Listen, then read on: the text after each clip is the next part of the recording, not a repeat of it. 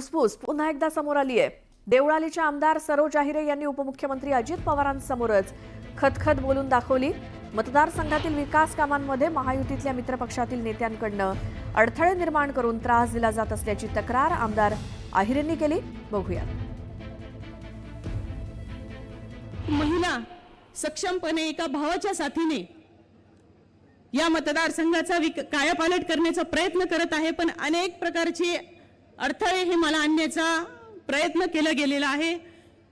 अनेक प्रकारचा त्रास हा दिले गेलेला आहे। दादा, आपण जशी आम्हाला शिस्त लावता आणि आपल्या शिस्तीमध्ये बांधून आम्ही महायुतीचे धर्म पाळतो आणि आपल्या शब्दापुढे आम्ही बिलकुल नाहीये दादा, तसाच कुठेतरी तशी शिस्त ही आपल्या मित्र पक्षांच्या लोकांना पण असली पाहिजे की जेणेकरून हा वादविवाद घडवण्यात काही अर्थ नाहीये आणि कुठेतरी महायुतीमध्ये वाद आहे आणि त्याला तुमच्यासारख्या मोठ्या लोकांना उत्तर द्यावं लागतं।